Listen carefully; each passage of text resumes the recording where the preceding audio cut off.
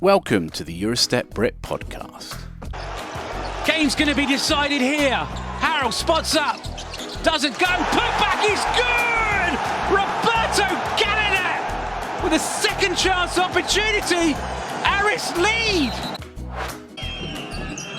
Per Gunter for three. Got it. Per Gunter drei Punkte. Courage inside. For Gordon for the dunk. Ball game. Hello and welcome to episode 10 of the Eurostep Brit podcast. We'll call this one Meet the Commentators. In the world of commentating, you get to call games with a lot of different people, and my guests this week are two that I've enjoyed working with in recent years. I wanted to get their experiences of commentating on basketball and how it all came to be.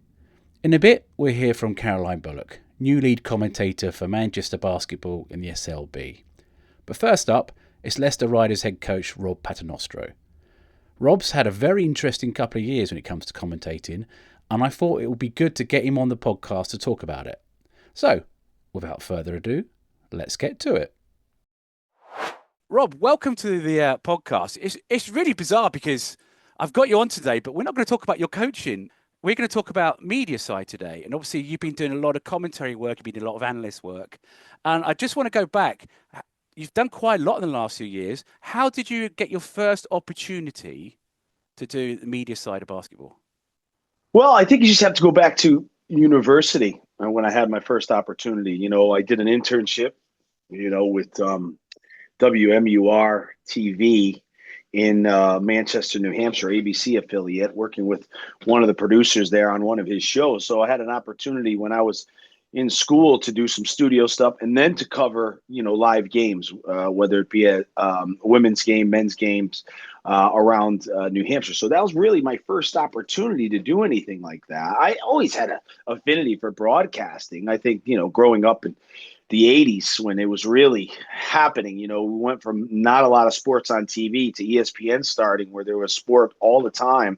And my brother Louie and I, we're always interested in the broadcasting side of it. We always talked about, our favorite broadcasters, and we would, watch how they worked. And really, that was the time in my life where I thought to myself, that's just what I want to do as a career. At 5'9", not the biggest guy in the world. I didn't think I'd really have many opportunities going forward as a professional player. So, I thought maybe with how much I love sport, and broadcasting, that would have been something that I could have done.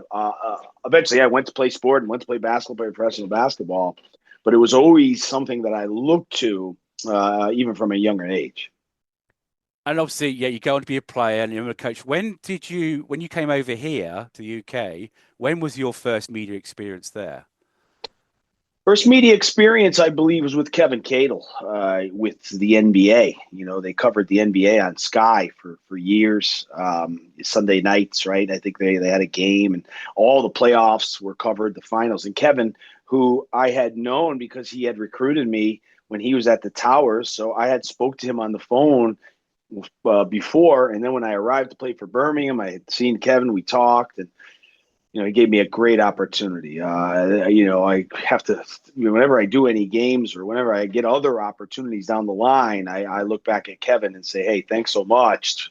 Obviously rest in peace, Kev. We miss him, but he gave me a really good opportunity. And those are wonderful times covering the finals, NBA finals. It was awesome. Martin Henlin, Carl Brown, Vince was down there a little bit. So, we really had a nice little rotation going for a few years where, we were able to cover the NBA finals. And were you still playing then, or would have been when you? I was still playing. Still playing. And also at that time, while I was playing, I picked up some opportunities to work with, the British Basketball League as well. So both around the same times where I had an opportunity to do that. Because for years, working with Dan Routledge, we did the majority of the finals. Whenever, wasn't in it, we were going down there to do the finals, to do a lot of big games. So that was a combination with Kevin and working with Daniel at that time. And what do you remember of those Sky days? Because obviously you'd have been down in West London, you'd come down to the studios. Not all games are UK friendly, let's just say. What was that like for you? Yeah, especially the finals. You're looking at 2 a.m. starts, right? So, you drive down and, you check into the hotel in the afternoon, early afternoon, and do your best to rest up for what was ahead. It was always challenging to try to get some rest before because you're so excited to do the games, and you'd head over to Sky about midnight or so, 11:30 midnight, and prepare for a long night. We'd be walking out of there, 5, 6 a.m. in the morning.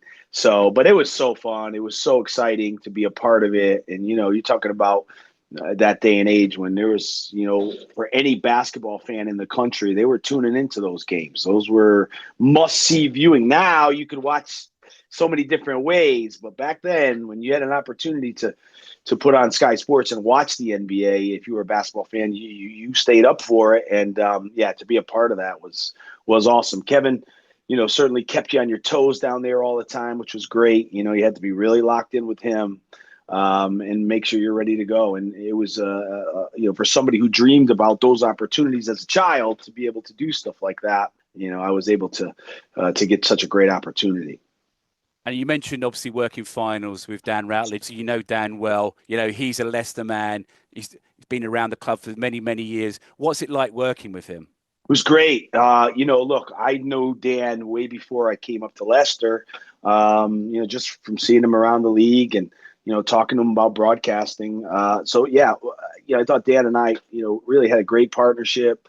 I think that what was nice was that, we would usually drive together to the game that we were covering. So, those rides down, when Dan wasn't listening to political radio, we were talking about, the game. So we really had a good rapport about, going into the game. We spend that couple hours together locking in. And he was just always very accommodating for me.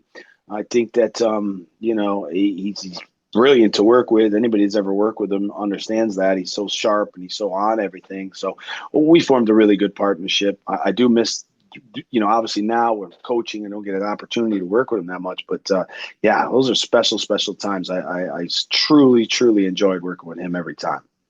And then let's bring you forward. The reason I wanted to get on this podcast today is because you've had, I'd say, around about a really great 18 months of so many different opportunities.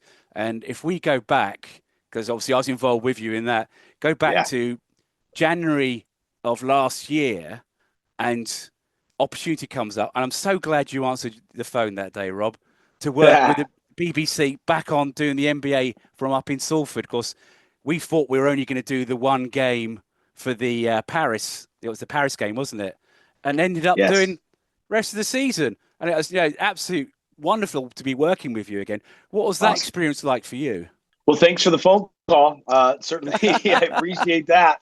But it was great because I think, it was a little bit different from the Sky Sports days in the sense that we were calling the live game, so we were up there in Salford, you and I, and we were actually doing the play-by-play in the color. And it was great. It was enjoyable. Another late night, obviously. It reminded me a lot of those days at Sky. I would drive, but here I would drive back home in the morning and, get back home for school time just about for my children. But we had a blast doing those games, working with you. And, obviously got an opportunity to keep going throughout that year, did the finals games. And it was wonderful to be able to do the combination of studio work there, but also be into the play-by-play for many games. I'd say I can remember no one really knew until we told them that Paris game, because we're never on screen, that we weren't there in Paris doing the game. Yeah. Because once we started doing the regular season games after that, then everyone knew, because you were having to run upstairs, weren't you? From the green screen, was on the ground floor, upstairs to get in the studio for tip-off. Yeah, that was got to get up there and get ready in position. I think the other thing, too, is there was one of those games that I did where I had a game here in Leicester, and I raced up to make it just in time for the broadcast. So, sometimes it can be a little challenging. Sometimes, you have to run around a little bit and be a little hectic. But when you love what you're doing, and I love to broadcast live sport, you do anything you can to get there. Yeah, I mean, just from a personal point of view, I love the fact because an opportunity for someone from Britain to call an NBA game, doesn't really happen often. So took the opportunity. And like I said, I'm so glad you picked up the phone that day because they needed somebody, and you were the first person I thought of. And like I said, you took the call, and the rest is history. So Yeah, it was awesome. we go on from there. We convert to the BBL because that's what it was. You Yeah. get an opportunity then to work at the Timeline Studios in Ealing, doing a Yes. combination, working obviously doing not presentation. You're one of the analysts there, or getting to go in the booth as well. What was that experience like for you? Awesome. Yeah, it was great. All those games covered. First of all, Ealing and the people that worked down there, it was a great team. We had a great team down there. That's one thing I remember that when I left, I said that. It just reminded me on being on a basketball team or coaching the team, really came together. Lots of long hours and a lot of games covered. So awesome people down there. That was great. I learned a lot about television down there too. Like, you're always learning. I did the studio show a lot with Jeanette and with Ovi. That was awesome. We had a really good relationship. And as time went on, really more and more comfortable with each other. So you got that studio work in, but also did a lot of the color for the broadcast, and you're working with a lot of different people. So that was interesting too. Because everyone has their own style. So you're working with Dan again, which was great. Obviously, Tahir, who had a different style. Josh, I worked with as well. So yeah, it was fun. It was exciting, and then getting the opportunity to go to the finals, the BBL finals, and work in the studio there live at the O2 with Jeanette and Ovi was special. So I don't take them for granted, these opportunities. I try to grab them with both hands and make sure I appreciate it. You never know when the next one's coming, and obviously there's no more Evening anymore. So that was a lot of drives back and forth. But by the end of it, I pretty much knew my way around and was able to, get off at the right time and find the proper ways to go. But it was a really good experience with a lot of games to be able to do. Before we move on to the next one, just to talk, you've done games with Dan in the venue, and you've done games now off tube. The differences between them, do you have a preference? Oh, I like them live because I'm, at times I'm really looking for something that the viewer can't see when you're live. I think that's, what you try to have as one of your strengths as an analyst or play-by-play is to be able to notice what's going on the bench when the play's up the other end, to be able to see how the coach reacts. And I think when I'm calling a game live, I can see how mad or happy or frustrated someone is with a certain play, or you can kind of feel what the next move is by watching the body language. So yeah, nothing like it. Nothing like being live. Obviously the atmosphere is awesome. I love being courtside too. I think courtside is where you really get a feel. Maybe not the best view, obviously, because when you're up a little higher, and this summer I was up a little higher, so you have a really good view. But that courtside position, you can really, add to the viewer experience by, watching out for certain things that the viewer can't see on the television screen. And that brings us on to this summer. Would it be great saying an opportunity of a lifetime to work the Olympics? Yeah, 100%. It wasn't something that I went for. I was approached, and when I was approached, I had to read it a couple times to make sure I was reading it correctly. And when the question was, would you be interested in working the Paris Olympics?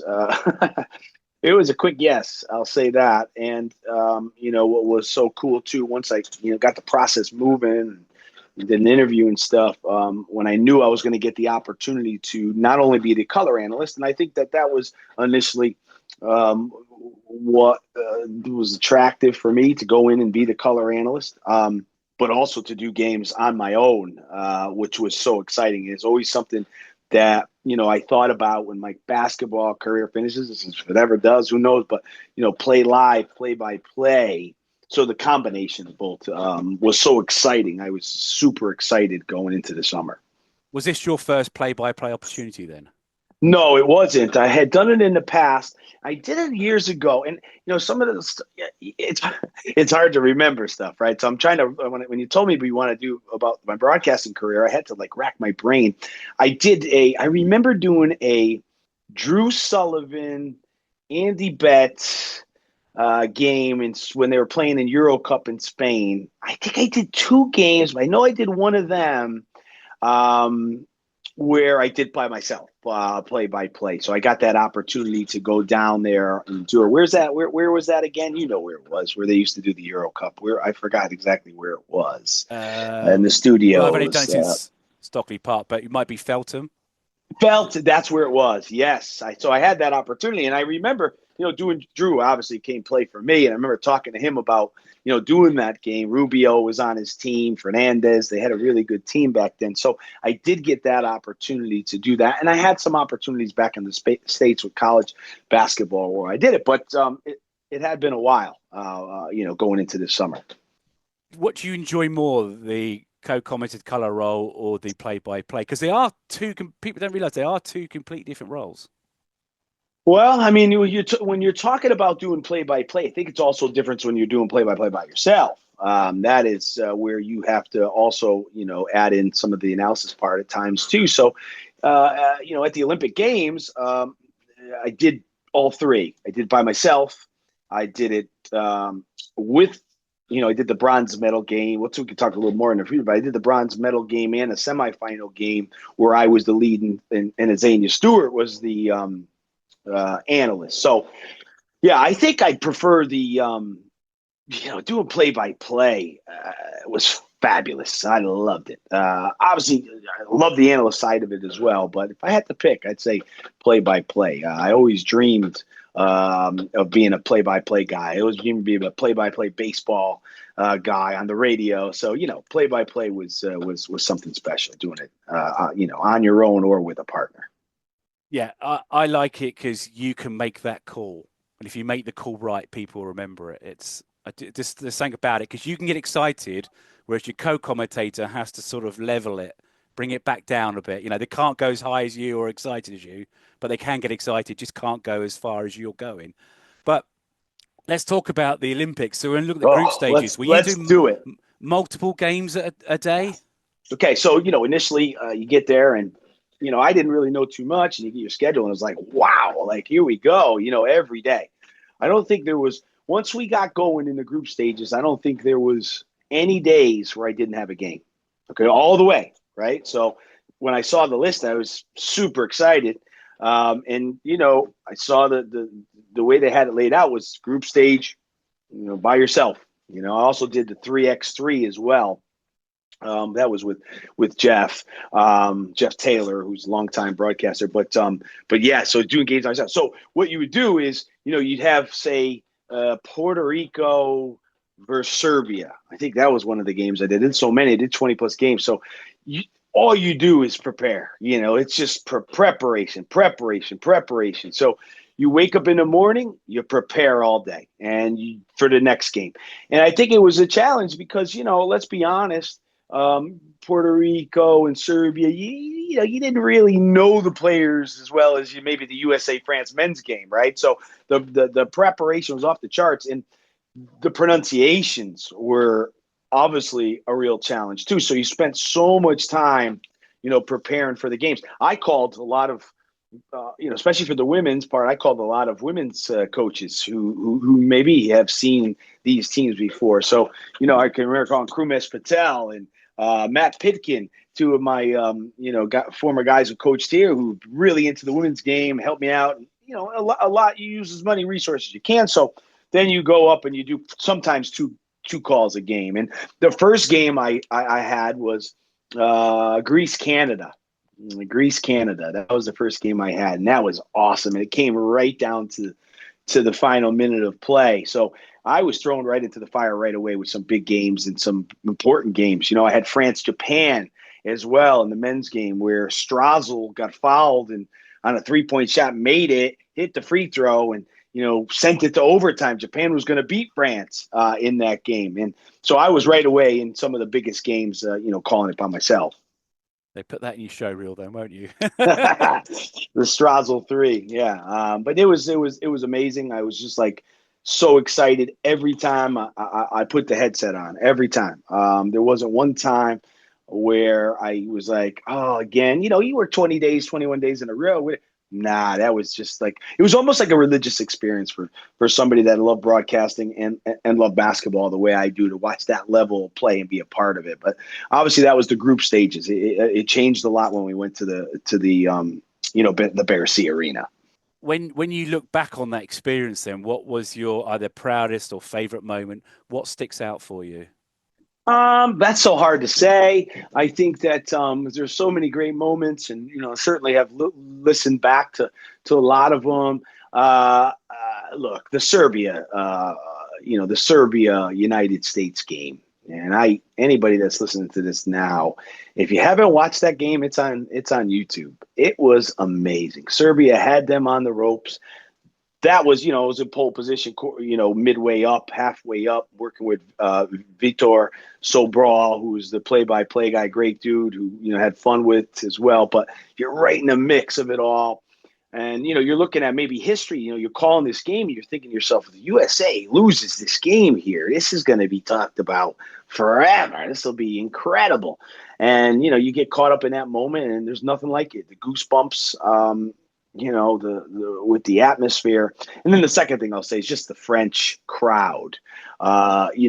France, I covered the women's as well at the Bercy Arena. So France men and France women went to both finals, and it was electric in there. The national anthem, sung by the crowd, was as good as an atmospheric moment that I could ever remember. It was just unbelievable. So, yeah, I think being a part of it live at the Bercy Arena, watching these great United States players, have to figure it out. That was tough. But also that home French crowd and how proud they were of their team and how they displayed their emotions at the Bercy Arena. That's something I'll never forget. So bring us forward to now. Obviously, you're coaching the Riders, full-time job with them, but you're also going to be doing a few SLB games again this season, aren't you? Yeah, I'm excited to, obviously, like we talked about before, I did so many games in this league last season that, it's been a little slow start here, but Manchester has given me the opportunity to come up there later in the year and do a few games. I think there'll be play-by-play as well, which is exciting for me. I want to keep, working at that and get better and better there. And yeah, I love it. I try to be as fair as possible. Obviously, I'm in the league, so it is a little unique for a coach to call, but I think anybody that's, seen me talk about our league is just fair about unbiased approach is important, and to be professional. So I'm really looking forward to that. And for the future, I'd love to continue to do more and more games. Obviously I have a full-time job here, and I'm locked in here, and there's no sign of that changing, but I got my eye on the future for so many opportunities.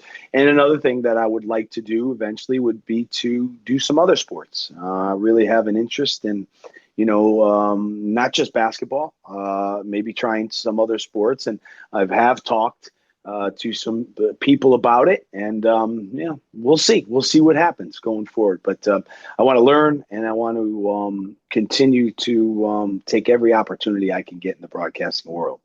Well, we've obviously worked together in the NBA. I'd love to work with you as a baseball, because we love our baseball. That would be so. It's just a shame. I mean, obviously the GB team's doing quite well now, but I'd love to do some baseball commentary with you. Let's make it happen. I am ready for it. I can't wait. Again, like I said, I grew up dreaming about being a baseball broadcaster. Everybody knows that knows me knows how much I love the Yankees and how big a part of my life that was with my family and stuff. And man, that would be a dream to call it. So make it happen. Yeah, I know you can make things happen. I have done the odd little bit of baseball, but of course it's not a big level here. I'm just going to finish by asking you one question. Obviously, we both grew up in the same decade. When you look back, the commentators that inspired you from when your younger days, who really stood out from? So many. It's going to be tough here. Dick Enberg was phenomenal. I remember him doing a lot of football games, American football games. He was just so smooth. Vin Scully. If you've never heard Vin Scully do a Dodger baseball game, there's so many great clips on YouTube. He was remarkable. Marv Albert, obviously being close to New York, got a lot of the Knick games, so I heard him. Mike Gorman was always one of my favorites too. Mike Gorman used to do the Big East Conference, and in the 80s, the Big East basketball conference in the university was off the charts. And Mike would do a lot of the games. He ended up doing the Celtic games for years and being the Celtic. I mean, he might be a Hall of Famer, Mike Gorman now.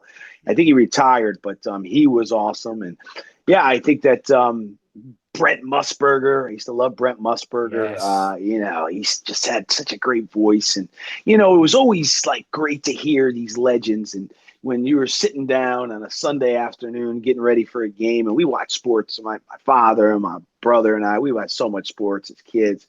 When you heard that name, when you heard that voice of one of the big time broadcasters, you knew it was a big game. And it still fires me up to this day when you hear some of the greats.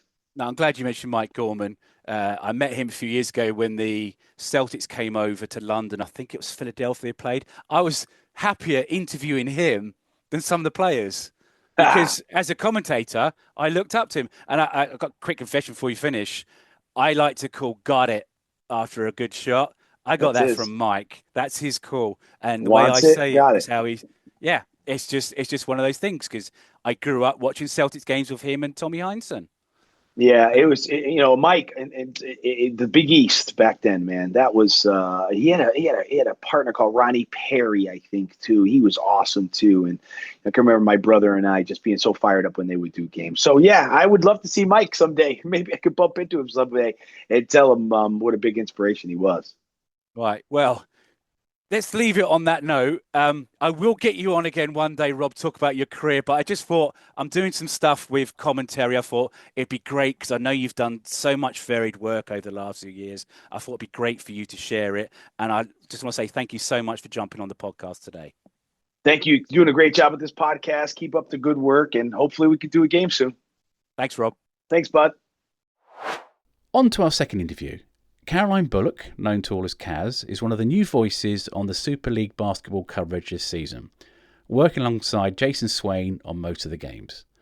In this interview, we look back at how it all began and what it's like to be calling SLB games on the Zone.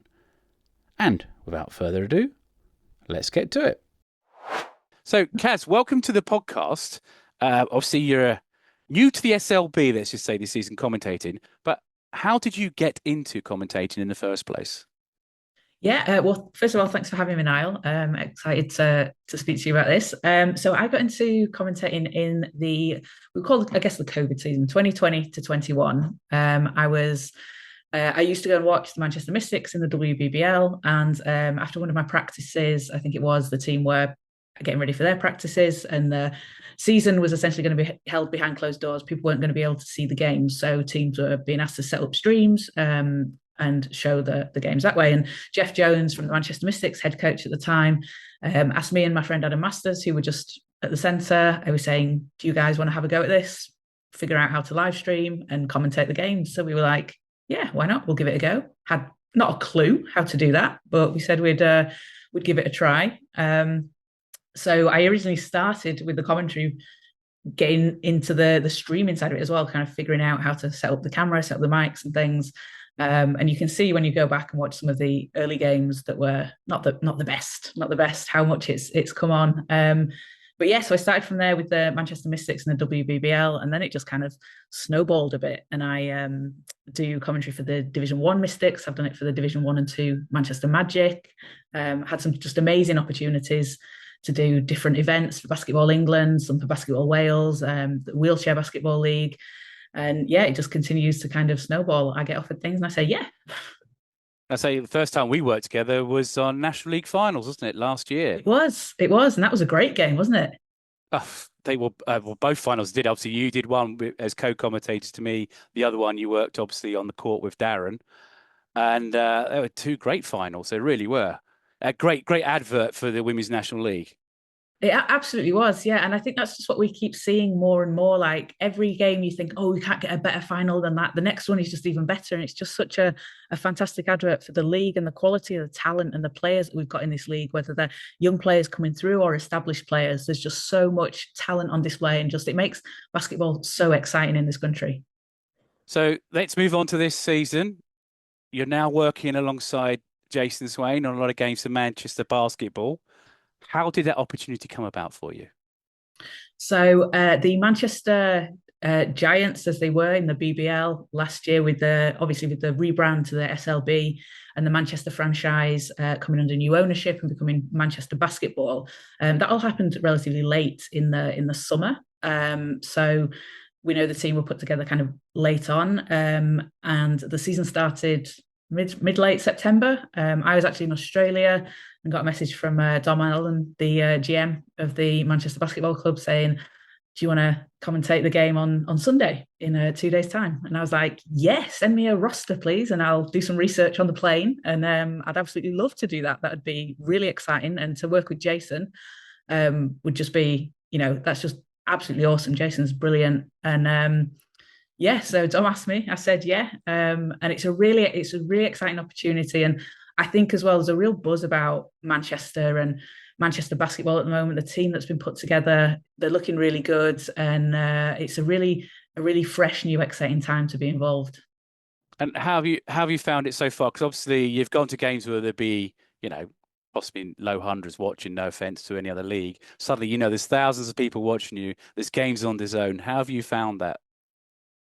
So I try not to think about that when I'm doing games, because I just take it as I'm sat there chatting to whoever I'm with, talking to myself. But it is great to have that platform and to have the wider eyes and the bigger platform on British basketball.